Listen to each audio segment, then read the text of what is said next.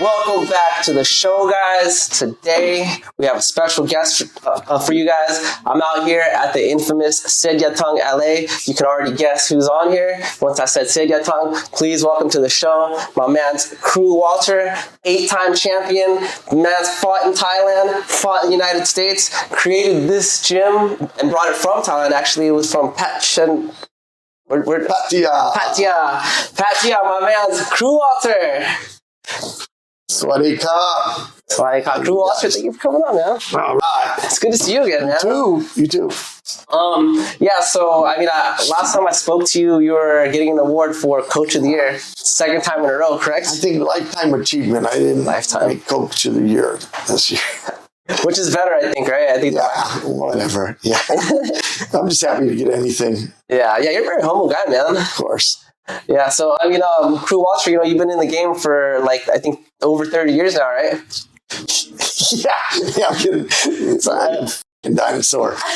You look good at your age, though, man. You have good abs, bro, and not a lot of fat on you, dude.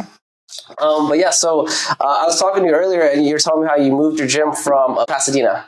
Pasadena, yeah. Started in. To Monrovia. When did you guys move here? It's been about 5 or 6 years ago. Oh, okay. Yeah, and when it started in Pasadena, I lived in Pasadena, and then ended up looking for a little bit cheaper rent, better conditions for small businesses. Ended up moving to Azusa for a short time. That was just the opposite end of the spectrum. Ended up finding a place in Monrovia, which kind of worked out really good. Yeah. Did you lose any of your students? You're always gonna they come and go too, but not much. Loyalty. Yeah, off camera we were talking about what loyalty means in this industry.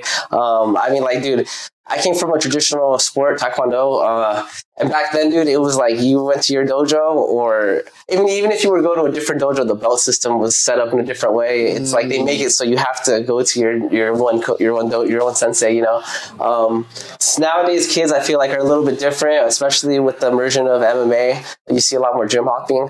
I've always been curious. I'm like, do you think hopping around in different gyms benefits the fighter because they're experiencing different styles, or is it more beneficial to stick to one place and they can kind of plug up the holes in your game, because they see you every day for years and years? Do you have an opinion on that? Yeah, I think it's better to stick to one gym. Yeah, I think it's one thing to go around and do some sparring at different places and see different things and travel and soak up different things and add it to your own, repertoire of stuff. But yeah, loyalty is a big thing. And it takes time. I think with the gym hopping thing, people may think like, well, gosh, I'm not, a world champion yet. It's been 3 months. Well, you know what? It takes a lifetime. It takes a lot of work. It's like trying to be really good at playing guitar in 2 weeks. You're not going to do that. And I think settling in, the main thing is to get your foundation and your fundamentals real solid. The difference between an amateur and a professional is the professional has his fundamentals, his foundation, to where he knows each and every time, 100% of the time, I can do the basic techniques without failure.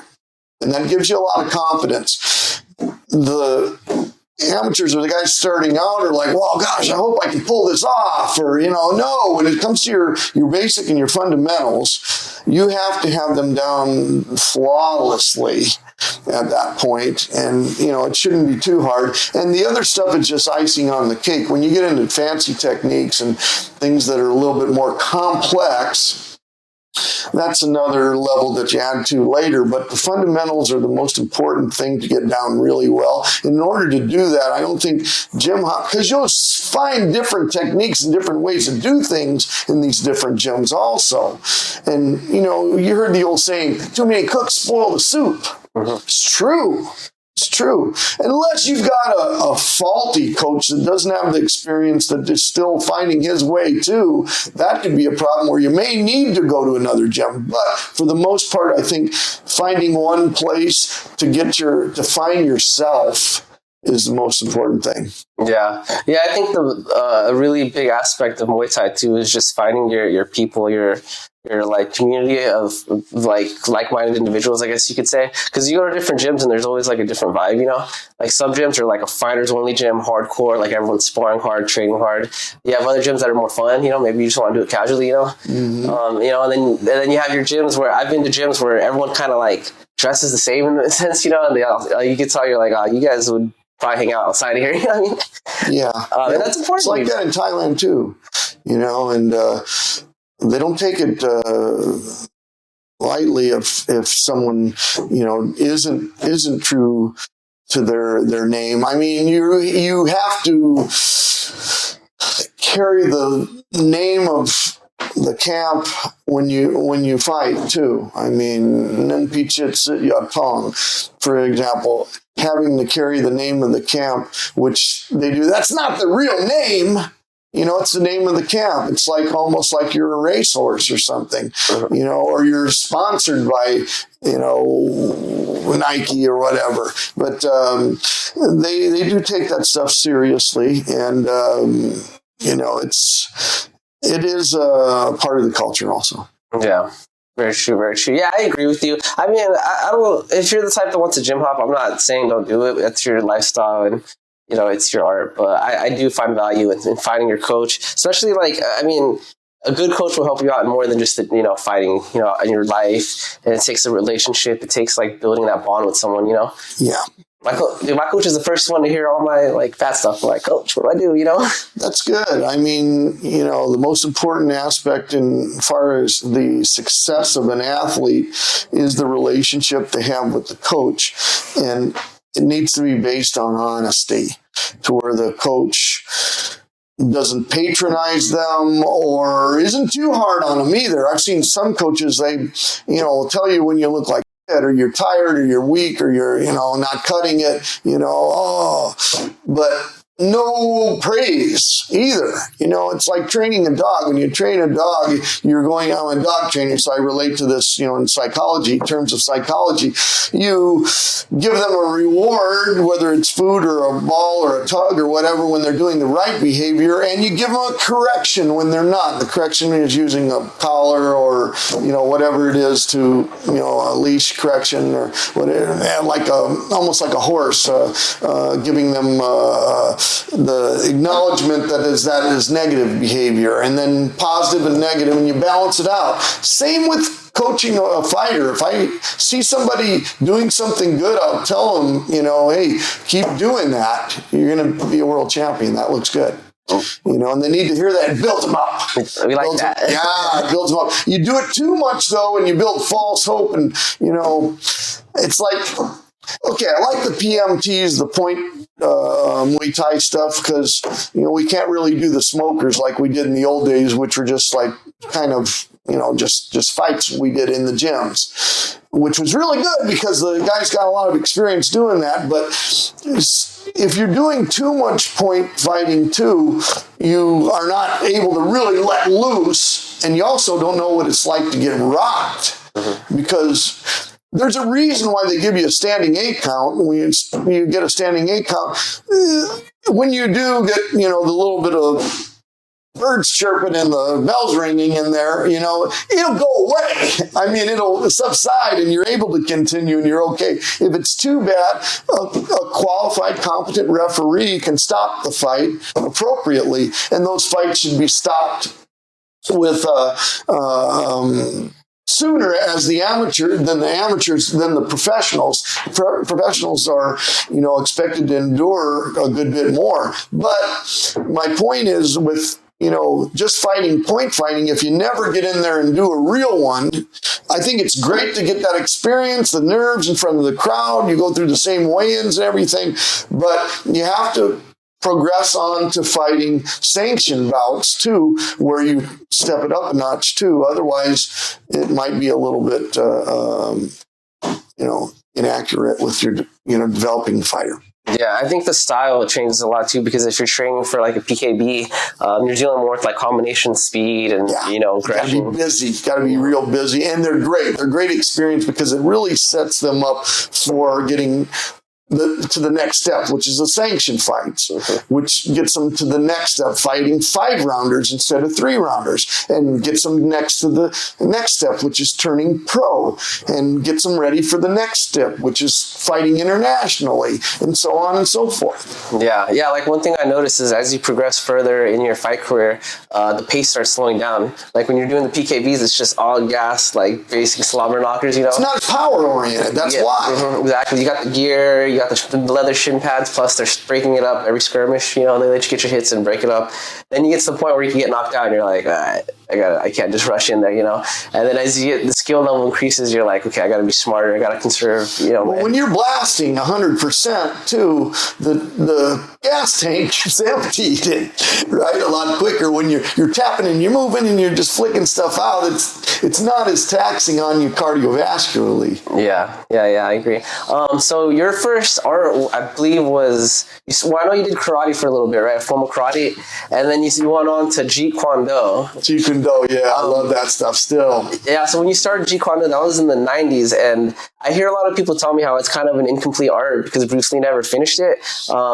What's your experience with that? Do you feel like there's variations between different Jeet Kune Do gyms? Or? Well, Jeet Kune Do is really, I mean, there's a common thread to it. I mean, it's what Bruce started out, which was kind of Wing Chun based. Then he discovered, realized, boxing had to be part of it. Wrestling had to be part of it. Conditioning, the karate guys in those days didn't really, I like Bruce Lee's philosophies. I mean, it was my motivation to start martial arts, seeing Enter the Dragon when I was a little kid, And my father-in-law, Ralph Castro, was a good friend of Bruce Lee's, and he was actually there when Bruce coined the term Jeet Kune Do, the way of intercepting fist, in that he fought Wong Jackman, the mafia enforcer that didn't like him teaching the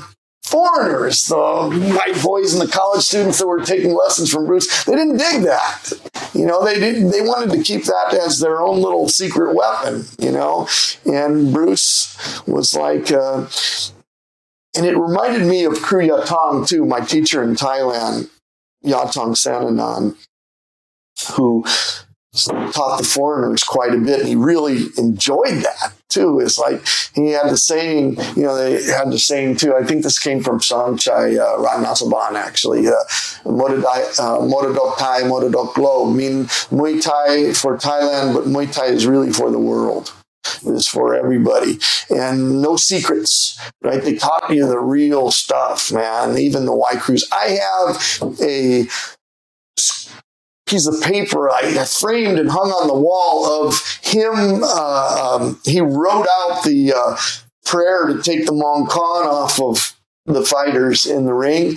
And they had, all the old camps, they had their own Y crews. They had their own, in this case, had their own prayer to remove the headpiece, which a lot of them do the standard Buddhist Namo Tassa, Bhagavata Sama Sambuddhasa 3 times to take it off. That's pretty common, but sometimes they use another type of prayer, which is it's the ancient monks' language. I had to get it translated by the monks, and I know it and I have it. And now that is not something they're going to give out to just anybody, So that's an example of them really sharing the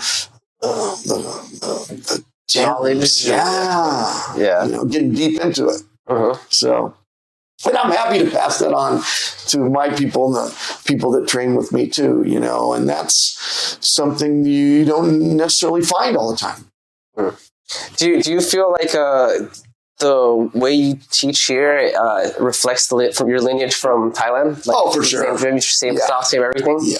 That's beautiful. And you kept it like the same, Yeah, definitely. I always wanted to keep it real. When I first went out there too, one, they didn't respect the foreigners. I started in 1991. So back then, there's a picture of me at Siyatong with one other, they call them Phalangs, one other foreigners there too. And he was from Europe, or I don't know where he was from, but he couldn't even speak English, so it's might as well. And I couldn't speak Thai back then. I ended up learning, I went to the Thai temple for 2 years and learned, and I could read and write a little bit too back then too. I lost it. But don't practice too much. Yeah. So anyway,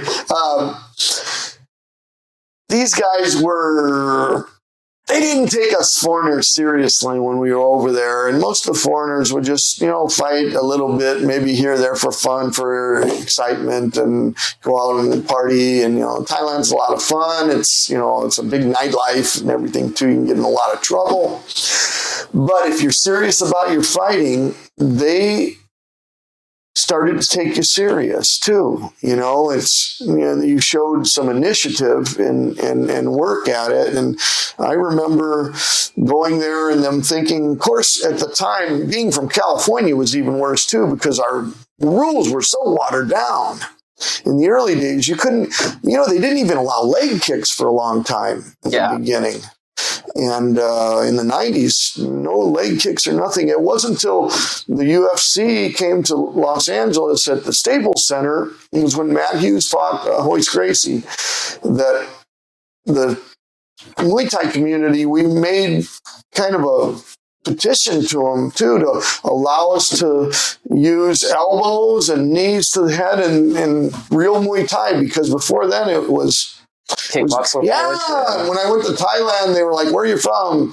America. Oh yeah, what part? California. You guys are a bunch of pussies. I was like, "Oh my God, this was embarrassing." Yeah. I was like, at that point, I was like, I'll fight with elbows, I'll fight with knees, I'll eat the spicy food, whatever you got. Let's do it. Stop the spicy food. And then we were cool. After that, we were good to go. But before that, it was like, got no respect. Yeah. Because respect is earned, right? You don't come in there and you can't buy your way into that stuff, And the thing about it too is that you might get hurt real bad. Great stuff. Yeah. Dude. I remember the first time I fought at Pattaya Stadium, and God, that was tripped me out, because they had an infirmary right there in the stadium, and people were being stitched up left and right. Every fight someone was caught. And bad too. So it was a shocker. Yeah. What was the catalyst that drove you from California to Thailand? Because you found Muay Thai down here, I'm assuming? Okay, that's a good story too. Well, I'm from Indiana. I'm from Northwest Indiana, kind of like farm boy. Came out to California. I'm a guitar player too, so I went to guitar school. I went to GIT, which was an awesome experience. But I ended up getting back into martial arts, had some traditional karate stuff in Indiana, which was, the katas and stuff. Yeah, not useful for fighting. I mean, I think good for discipline, good to get the kids into it. And I've seen some guys make it work, so it's not that it's not usable, but it didn't fit me, It wasn't like my Jeet Kune Do, my style of fighting, and that's what I liked about Bruce too. And when I came to California, I ended up learning from a guy that was one of Bruce Lee's students, Richard Bastillo. And I got to train a little bit with Dan Inosanto, and Dan was Bruce's main student, but mostly with Richard, and he was awesome. He was, and he introduced me to a Thai boxer named Nanfa Si Haradecho. There's his picture on the wall, and his shorts too. He was my first Muay Thai coach. He was champion Rajdamnern Stadium. He was a really good boxer too. My dad was a boxer, so I had a little boxing experience. But not like these guys. I mean, Nanfa fought Sugar Ray Leonard in the Olympics, man. So he's a boxer, he's a great fighter. Really nice guy, too. So I started training with him. Richard Bastillo introduced me to him. He's like, Walter, I can't really only take you so far with Muay Thai. I want you to train with, they called him Lot. That was his nickname. I want you to train with Lot a little bit. And he introduced me to him, and he was really good. We hit it off right away. So I started doing Muay Thai with him, and that was it just fit. The whole thing just fit. So I trained with him a couple years. I'm getting ready to fight my first amateur fight, and he had a heart attack and died. Oh my God. Yeah. How old was he? He wasn't that old. He had some kind of defect or something wrong. The spicy food, man. Shouldn't try it. Who knows? Dude, I'm sorry. You know, lots of guys get it raises your cholesterol sometimes. I think too, all the fish sauce and the sodium. Yeah. And I don't know. It happened to me too. With a little higher cholesterol now, but anyway, you can control it. But the thing about him was, he was like my mentor, and you lose your mentor like that. And I had my first amateur fight coming up at that time too, and no coach, no nothing. So his best friend, Super Chai, and the whole group of them had a ceremony for him at the Thai Temple, North Hollywood. They give me all his gear. They're like, Walter, you need to go to Thailand now, right? You need to go. They wrote me a letter to get into Siyatong camp. Oh, you needed a letter back then? You didn't need it, but you want to do things the right way, right? Uh-huh. You present them with some gifts and stuff like that, kind of the Buddhist principles. Okay. So I go there to Thailand. I had a Thai girlfriend at the time, too, in the States, and I went and stayed with her family in a little town called Puttamanthong. And they took me to Pattaya down to Siyatong. And my girlfriend's mom was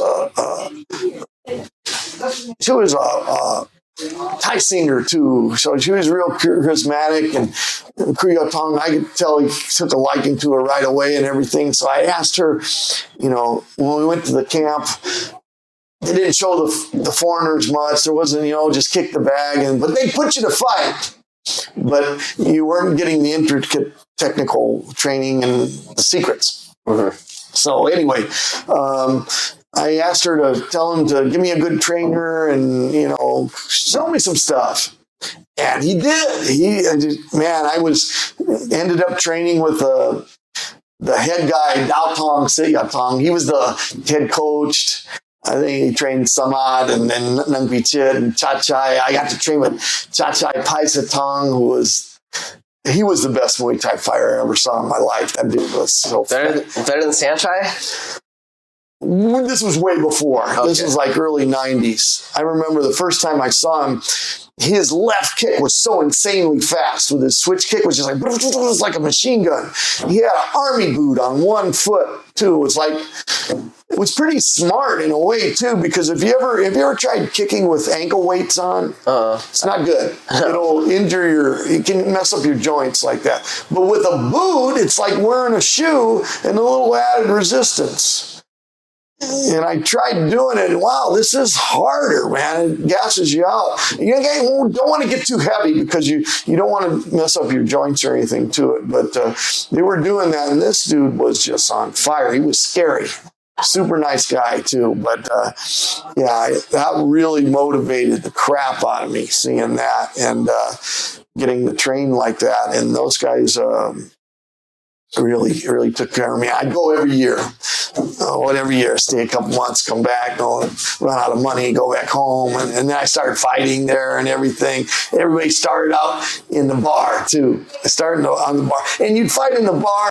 They had a bar called Best Friend Bar, and all the coaches from Siyatong were the referees, and they kind of ran like a it. Smoker kind of. Yeah, and it was a crazy place, man. They had a tattoo shop in the back, and all these like kind of chopped. They weren't Harleys. They were like scooters or something? No, they weren't scooters. This was before the scooter stuff. This was real motorcycles, but they weren't Harleys. They were Japanese bikes, but they were all chopped out, and they were into that type of stuff. And it was just fun. And all the waitresses were all like lingerie, and they were hookers. You know, I mean, it's Thailand. Yeah. And anybody could fight there too. Like you see some Marines or service members that would be there, and they'd get in the ring and just do it for the hell of it. Or some of the Thais would fight each other and it'd be more of a show. But like if you were serious, you could go there. Like the first time I went there, I fought this guy with 53 fights in Lumpini Stadium, and it was... Your first fight? Yeah, it was hardcore. How did it go? I lost the decision, but I got cut bad too. The dude kneed me in the head, man. It was in the third round, and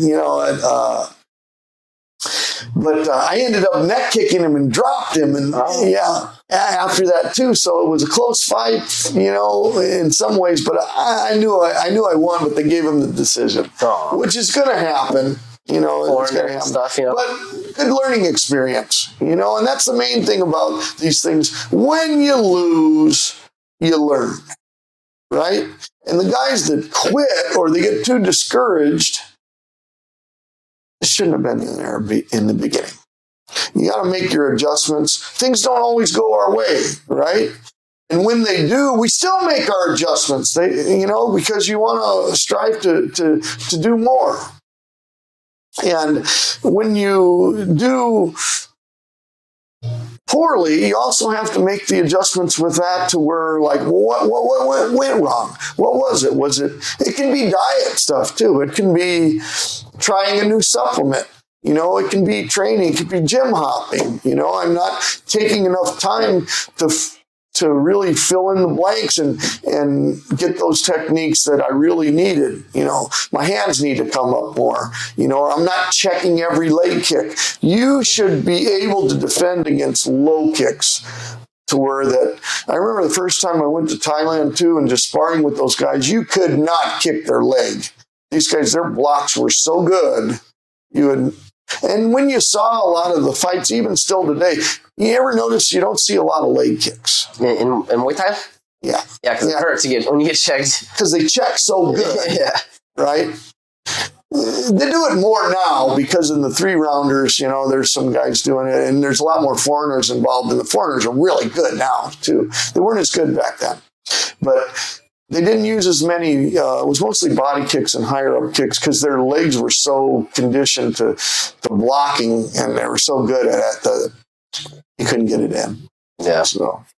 Yeah, that actually brings me to my next question is, how do you feel the evolution of Muay Thai or what's your perspective on the evolution of Muay Thai going from where it was predominantly like kicks and knees, clenching, to now you're starting to see like a lot of Thais use more hands and Western, like I feel like when Dutch kickboxing came around and you started seeing like a lot of the foreigners start winning, I feel like the Thais were like, all right, we got to start getting our hands better. Maybe not do the Dutch way, but at least start working combinations and stuff, What's your perspective on that? Okay, I think the use of more hands, they call it Muay Mat, is predominantly a byproduct of using the small gloves. Because you do a lot of more damage and you get quicker knockouts, and the knockouts are exciting. We like the knockouts. Yeah, and a 3-round fight's a fast pace. So it's a little bit different than traditional Muay Thai. I don't know, I like them both. I like them both. I like the old school traditional ways. I always will. But the 3-rounders, the fast pace, the heavy hands, I'd like to see more clinch work, technical clinch work. Sometimes it can get a little bit one-dimensional when someone's got one position and they're just hanging on to that for dear life, and maybe they're really good at it, but it doesn't show a lot of variations. So that's can be a problem. Also, the pace is good. One thing I think about I don't know what the career length would be on someone using small gloves, how long to be able to continue that, because, being rocked, it's nice to leave the stadium and still remember your own name. It's bad for your hands too. It can be, can be. So, I think they're both good. It's exciting. I've been seeing that fights in Thailand, they've been doing 3-round fights in Thailand a lot more. And someone posted something literally the other day. I forgot who it was, but they're wondering if we're starting to see the end of the 5-rounders. I don't know. I don't think 5-rounders are ever going to go away, but I think the 3-rounders are kind of picking up more. For some reason, it's taking up more steam, Definitely. Like I said, it is exciting. It's a faster pace. And they can put more bouts on a card. So from a promotional standpoint, it's good. But I prefer the 5-round. The 5-round is like a chapters of a book. The problem was that they kind of, did it to themselves, starting out a little too slow. And then the last round, it's like that TV show that was on Netflix, The Hurts Like Hell, where they exposed some of the underbelly of the Muay Thai and stuff, where the guys in the betting got a lot of hand in the, just dancing around in the last round because you already won, and they want to see a fight to the finish. A lot of people want to see that too. So I think it's. I don't think you'll ever take away the 5-rounders, though, because even the title fights are still going to be 5 rounds. And 5 rounds, those extra 2 rounds are a big difference. It really is. Like the first time I fought a 5-round fight, and I was so used to fighting 3-rounders, I remember, I got past the 3rd round my first time doing it, and I remember asking the corner man, Jesus, what round is it? I was like lost in a forest or something. What round is it? Damn. He was like, oh, you got 1 more. Don't worry, you're doing good. Oh, cool. And then I was fine. But I was like, I lost track of where the hell I was. You were in space for a second. Yeah. I like K1 how they did the 4th round. If they're like, it was a pretty even 3 rounds, let's do a 4th. That's kind of cool. Yeah, that was kind of cool. I agree, but that can also be disputed too. Some of the K1 fights when they did that, they were like, well, they let this guy have another chance when he didn't deserve that extra round, and it got into some controversy. Bukau, man. Bukau got done dirty so many times, dude. Bukau used to mop the floor with everybody in K1, man. Yeah. I remember like K1 was like going around the world trying to find someone to beat him. They're bringing MMA fighters, all kinds of people trying to beat him, dude. Yeah. Then they finally just changed the rules. They're like, all right, no more clenching, no more sweeps, Yeah. Dude, Bukau just fought again recently, earlier this year, I think. Did you see that fight with that? Yeah, he's still at it. But I don't think he'll do too much more, though. It's just for funsies, I think. Yeah. I know Thailand's trying to... It's hard to quit. Yeah. And the Thai government's been putting a lot of money towards, like, they offer you better things. I even went through that myself. I was already 40, and I was getting, better offers and better money and this and that. And what the hell, I'll take it. Yeah. I'll do it. But it wasn't a good idea to do that, because when you get...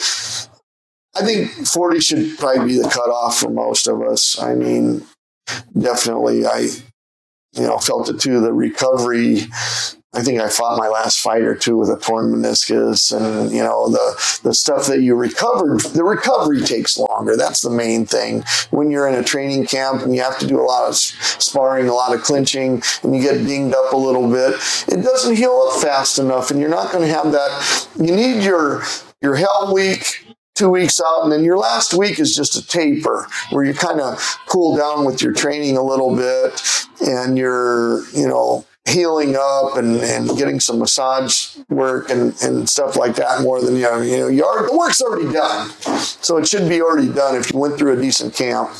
So that's an important thing to think about too, is like, how do we don't want to go in there like a piece of meat that's been on the grill for too long. Yeah. I'm 34 now. I keep forgetting my age. I thought I was 35, but I'm 34 now. Yeah. Dude, I feel like I have some injuries that are never going to heal. My shoulder has been cracking for like 2 years now, and I'm always like, every day I wake up, I'm like, is it good yet? And I'm like, nope, still cracking. Well, it's going to get worse.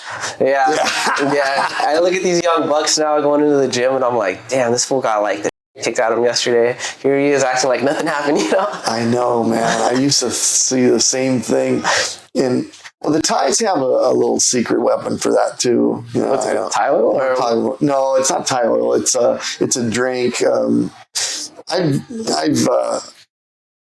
taken it. I remember one time when I was in Rayong, there was a kid in our camp that just fought at Lumpini Stadium, and less than a week he was back in the camp, smashing pads and clinching and everything. He looked steroids. Good to go already, right? And then I asked, my coach was Samat's older brother, the champion Gong Colony. I asked, his name's Chart, Crew Chart.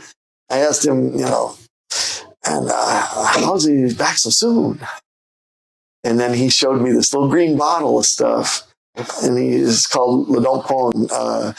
It's a laxative, really. It's a real strong. It's got like poison in it, I don't know, It's like a detox type thing. yeah, it's a serious detox. Like, put it this way, you drink like maybe a tablespoon or two in some warm water and you down it, and about an hour later, you better have a good book to be on that porcelain bus. But afterwards, it clears you out. A lot of women take it too for their skin, make their skin look real nice. And the guys, they say it does something. I mean, I felt really good after taking, like, you're dehydrated and then you hydrate up and you're good to go. They say it takes the bad blood and the bruising and the stuff like that and kind of flushes your body with it, you know, and they would take that after fights. So that was kind of a little secret thing. And I used it before. It works. Yeah. Someone told me that in Thailand, a lot of people do steroids because you can just get it like over the counter. I don't know how true that is. Maybe do you have any insight onto that? You can get it. I don't know about it anymore. There used to be you didn't need, you know, a prescription for nothing. You just go in and ask for it. You know, drugs or steroids or whatever. But now I think they regulate it a lot more. I think steroids are legal in Thailand though, for just like regular consumption. Yeah.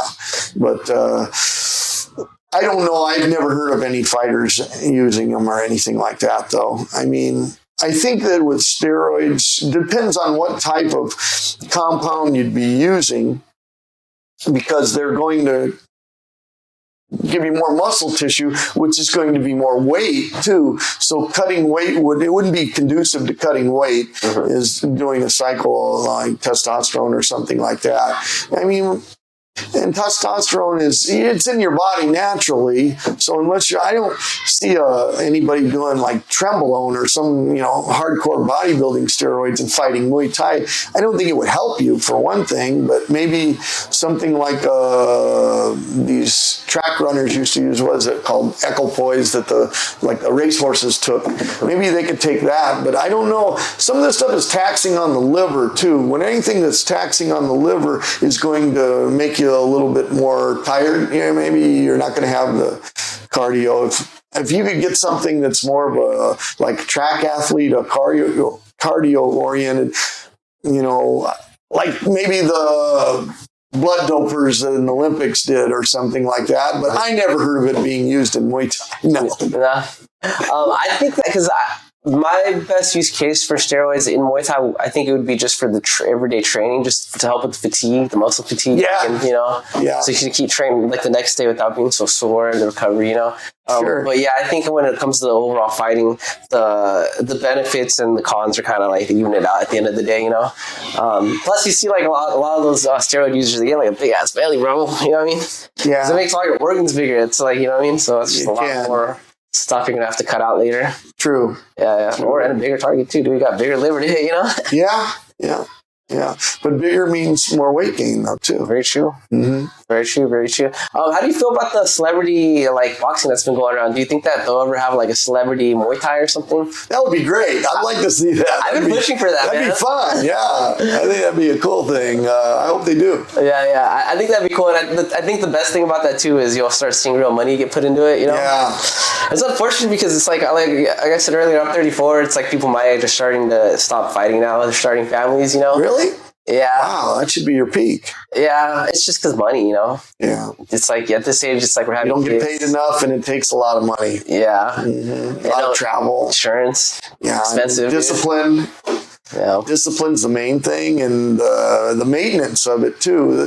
The most important thing about a fighter, if I could give any recommendation to fighters coming up that are aspiring to get into this type of thing, is to maintain yourself is so important if you can. And you don't want to when you're young. You're like, well, I got a few years yet. I'm good. No, but those few years go by and now you're like, oh, I want to fight. Yeah. You know, you're too old and you're too busted up and you've been drinking too much, you know, or maybe you got a little, you know, drug habit or something on the side, or you like to party your ass off on the weekends and that becomes weekdays. And, you know, it can be, well, we're extreme people. You know, fighters are extreme people. I used to like to party. I've been clean sober for years now, but you know, for a while there, I was like, yeah, I train hard and I party hard. But after a while, that partying hard thing catches up with you. And when you retire from fighting and you're still maintaining that, it's like your diet. You're not going to be able, you don't burn as many calories, so why are you eating as much? It's like, and the same thing goes with alcohol too.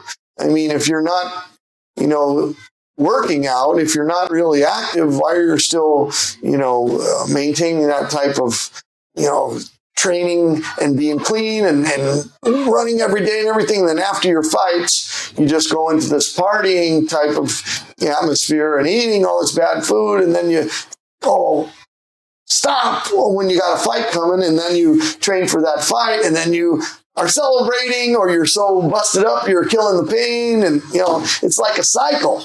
But if you can maintain your level of nothing too extreme or anything like that if you do party, but I recommend just cut it out. And then you're able to, because you might get good offers and last minute offers to do a really good fight, good show, or good money or something like that. You're not ready. You're not ready. And then you either just take it off, I'll do it. And then you don't look good. Yeah. Or you don't do it and you never get that opportunity again because you weren't ready. So that's the most important thing I see that I could pass on is try to maintain yourself, as solid as you can on a good maintenance. That's why it's good to be with a good coach. It's why it's good to be at a good camp, because it's a lifestyle. And the lifestyle habits really matter, and if you got a lifestyle that's a little too, we're fighters too, so we're a little crazy. Yeah. You make that work for you. So you got to channel that stuff properly, because if you don't, that little bit crazy can turn into a train wreck. It's the addiction gene, Yeah. It's addicted to Muay Thai, addiction you're addicted to something else, What's his name? Who said that? The weightlifter, C.T. Fletcher. Obsession is a necessity. Yeah. Right? And it's true. Mm-hmm. It's true. But your obsession, if it spills into the wrong area, it can be extremely dangerous. Yeah. Did you think that your party, were there any instances where you felt like your partying had closed the door on certain opportunities? Oh, yeah. I mean, definitely. Yeah. No doubt. Yeah. So it just, like I said, we were too extreme for that. Mm-hmm. Yeah. So you're going to Cambodia next week. Yeah. Tell me about that. Cambodia, it's... my fighter Wilson Ha is fighting on, he's going to be one of the members of the U.S. team that's going. I think there's 5 or 6 of them. And I'm one of the coaches that's going to be going. I think the other coach is Hung from Hardworks, yeah. And I don't know if Hung's Vietnamese or Cambodian. Vietnamese. Yeah. So I think he's half Vietnamese and half Thai or something. I know he was born in Thailand, but okay. But I think he's. Well, he and I are the coaches, and it should be fun. I've never been to Cambodia. I mean, I spent a lot of time in Rayong, which is pretty close to a Cambodian border, and it was hot, man. I remember a lot of bugs too. But I'm looking forward to it. I haven't been there, and Wilson's in great shape, and he's. I think he'll do really well. Yeah, he came back. He was in Thailand last year, right? Yeah. So he stayed. How long was he out there for? A couple weeks. Yeah, a couple weeks. Fought at Rajdamnern Stadium again. That's cool. Yeah. And he was at Sidyatong. Pattaya. Yep. That's pretty cool. It is. Yeah. It's like our home place. Do you send a lot of students out there? Do you guys have like a summer trip or something? That's real cool. And I take a tour every year too in November. I'm going to go again this year. That's beautiful. You can go with us if you want. I'd be down. Yeah. Let me know. Let's go. Yeah. Yeah, I actually want to come take one of your classes one day. Please. I don't know if you're teaching today or not today, but I'll be here tomorrow, and I leave tomorrow at midnight. Oh, true. Yeah. So I'll wait till you come back. We'll work it out. So how did you get linked up with this? I know Dennis. It's actually funny because he told me about this like a little bit ago, and then to see it like unfold, it's like reading a book, but the pages haven't been written yet. It's just being written page by page. I'm just going through it like, but yeah, how did you get into all that? He just, well, Des is the oldest promoter, I think, in the country now, too, but, which we talked quite a bit, and he was putting this trip together and mentioned it to me before, and we said, yeah, we're interested in doing it, and he just got the wheels in motion, and here we are. Yeah, Dennis is the man. And he told me after this is done, he wants to bring some Cambodian fighters out here to fight in US. So that's cool. Yeah. That's a cool like little voyage he's gonna do. I think so. Yeah. How has this camp been for Wilson? Have you done anything differently? Or?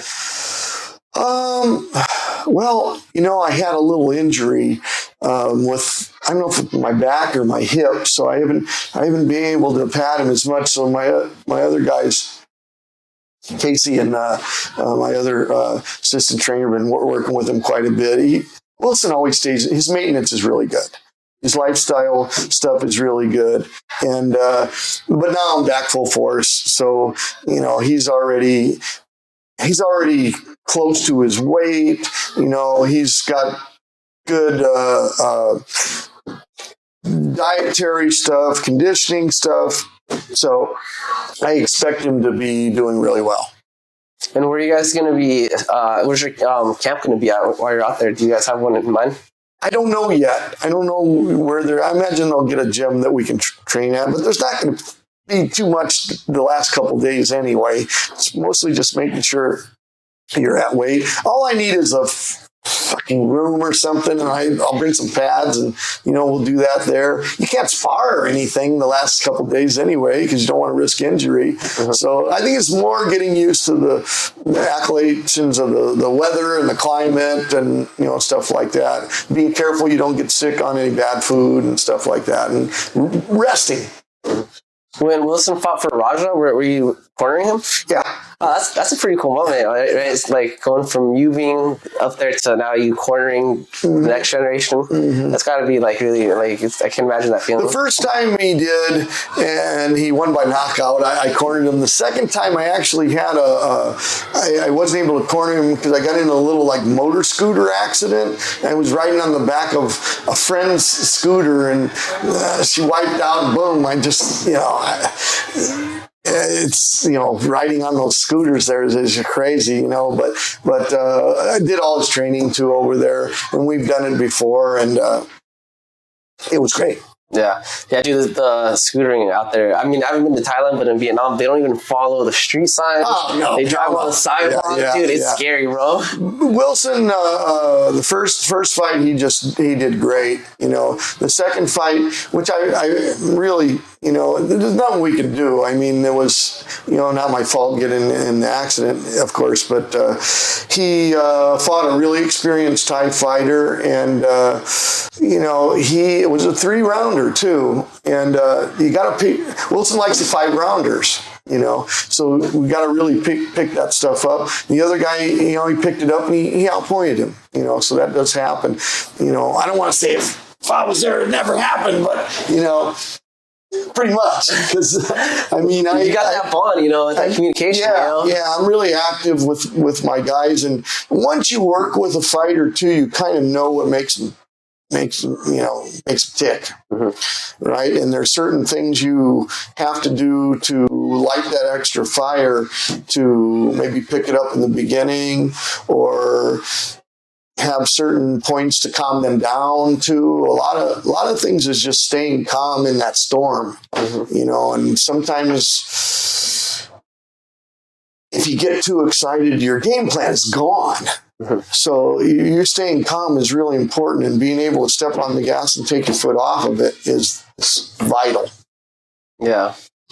All right, man. Well, that's awesome. I can't wait to hear the story when you guys come back. I spoke with Wilson earlier, so hopefully I can do it again.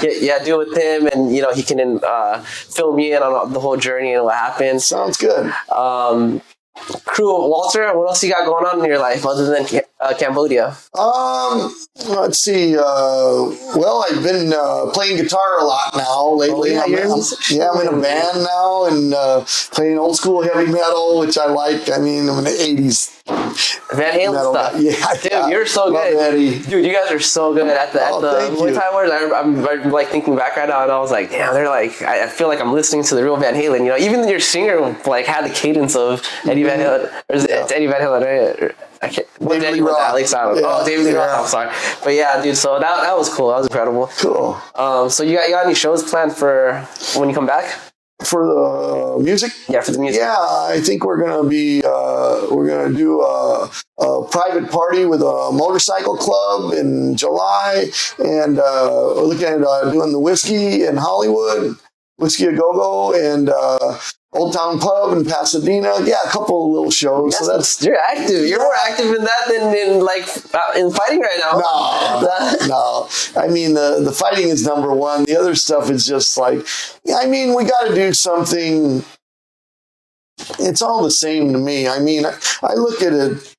Same thing with dog training, or I was big into competition shooting for a while, still am. It's all martial arts to me. I mean, playing guitar is like, it takes a lot of skill and hearing and practice. And when you're doing Muay Thai, you have to think of new things to, new ideas, new combinations, new movements. Think of your own stuff, not just copy somebody else. We don't need YouTube. You should be able to come up, and a lot of fighting, you have to adapt to things on the fly, right? Yeah. Things change. What if this person all of a sudden, they want to be a southpaw? All your targets are different, right? So you got to handle that. Yeah. But I think for me, it's all a common thread. I just like to stay active on, different level. You got to understand too, I've been playing guitar since I was 6 years old. Yeah, I think I read your first band was at 13, I believe. That's when I got into Taekwondo. I started at 10, but that was when I was doing Taekwondo. Was at 13. But you're like already far further in music than I was in Taekwondo. Well, I came out to California to go to guitar school, and then, I put it down for years, and then Muay Thai took over, and I went to Thailand and did all that. And now, of course, I'm not going to fight anymore. I'm 60s. So, I'm going to... You're 60? Yeah, I'm going to coach and carry the message, the Muay Thai message. But yeah, Muay Thai's always been number one for me too. I play music for fun, but for Thai boxing is... a living, but it's still fun too. I enjoy it. I don't do stuff you don't enjoy, because that comes out. You can see when someone does not like what they're doing or what they're, involved in. Yeah. And you don't want to be around them either. How did your parents feel like when you told them you wanted to go to California to pursue music? They didn't understand it. I can imagine. From Indiana. Yeah. I mean, they wanted a 9-to-5 job type of thing, or like anybody else, be a lawyer or a doctor or whatever, But I was always into, the same like I was now. I was into martial arts, and I liked motorcycles. I liked playing guitar. I was a guitar fanatic and martial arts fiend. I just lived, eat, and breathe it. And like we said before, this obsession has to be the necessity. Yeah. So. Yeah, they're just concerned because they're like, a musician, that's like a 10% chance of making it. Yeah. Do you have any siblings? No. No siblings? I never had any. Yeah. Yeah, only child, and I don't have any kids either.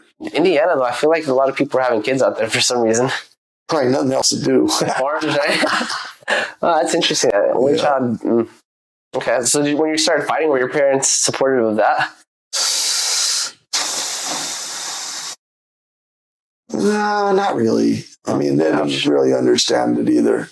I mean, my dad was a boxer, so he kind of dug it, but he was more happier when I was working as an electrician. Yeah. And I used to be an electrician for a while too. Oh, yeah. So you went to school for that?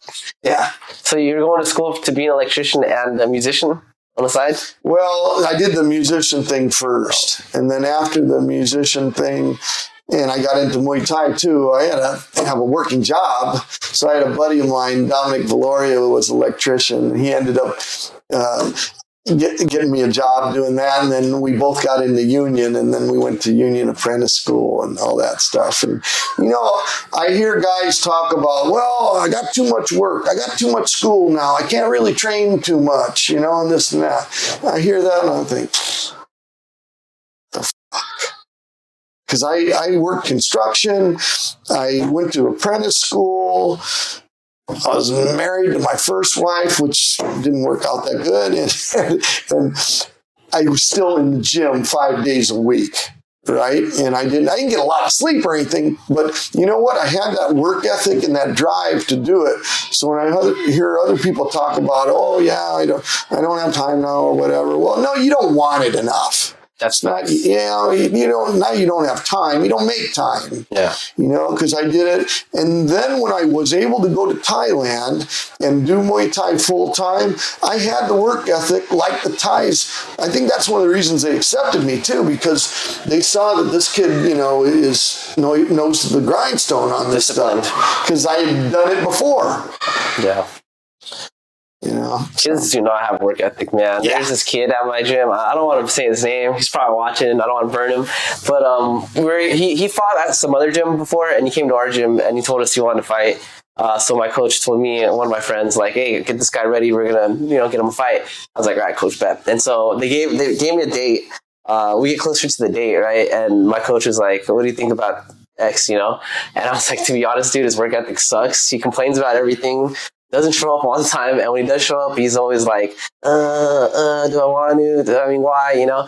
So I was like, I don't think he's ready. The conditioning's not there, the mindset's not there. My coach was like, yeah, I agree. I just wanted to get your opinion, right?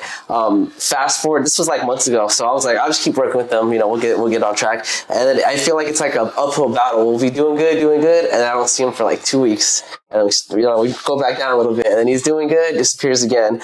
I just told him, like, look, man, I feel like you're not that serious, So I was like, when you're ready to commit, I was like, we'll pick this up again. I was like, for right now, let's just kind of get your mindset ready. Just stop being so negative, and show up again. That goes back. That's great advice too, because it goes back to the relationship between an athlete and a coach, where in your case, maybe a teammate, it's based on honesty.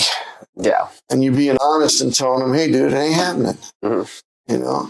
Yeah, he's a younger cat, so I don't know what's with these kids, coach. I don't know, man. When I was a kid, I was like, man, if I got any type of attention, I was just so happy. I was like, what do I got to do? I'm not going to lie. I'm naturally a lazy guy, But if I was told to do something, I would do it. And I wouldn't complain about it, Mm-hmm. I probably would just suck at it, But it's all good, Right.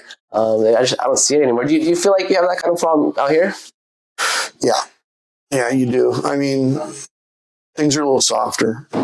Definitely. I think even more so after the pandemic. The stores close sooner. No one wants to, work. You get it delivered to your house. You don't even go to the store to buy something. And it's weak. Yeah. It's weak. And I'm just grateful that we went through, especially when I was coming up, it was hard. It was harder. But, and that's good. It's a good thing. Yeah. So it's a hard thing to do. Yeah. So we benefited from that. And the other guys, if they don't have the drive, you're not going to cut it. So. Yeah. This is true. True. I feel like from what I've seen, I haven't seen American Muay Thai being put on like, the way I've seen other countries being put on. Like Europe has got good fighters. You got Holland, French and all them, have been doing good kickboxing Muay Thai. Obviously the Asians. I feel like nowadays you see like the Americans compete in like ONE FC, and it's like they don't do as good, And I was actually asking my coach, I was like, why is this, why do we keep seeing this? Is it the style or what? And my coach was like, it's just the work ethic, bro. There's no money and there's no work ethic, Yeah, that's a good point. That's a good point. But I think it's getting a lot better. I feel like too lately. Yeah. I think the last few years, yeah, dude. But I just was like, for a while, I'd see ONE FC and I'd see an American fighter and I'd have my hopes up. And then it's like, and then it's like, and then finally we got Jackie Bluntane from Boxing Works. She just got the belt. I was like, yes, take one home for America, baby. Yeah. Yeah. I mean, it's nice to see an American do well. Yeah. Shout out Boxing Works. Woo, Jackie Bluntane. Yeah. Hopefully one day we'll see one of your guys is out there. Yeah. Yeah. All right, Crew Walter. I don't want to take up any more of your time. Thank you, Mo. I do appreciate your time, guys. Thank you for listening. Crew Walter, do you want to any message you want to give the world before we head out? Well, I think we've pretty much said it all. You know, if you want to reach me, official Walter SYT on Instagram, and CityofTongLA.com is the website, and yeah, that's it. And I hope to see you soon. And good luck out there, guys, in the ring and in life in general. Thank you. Bye, everyone. Walter.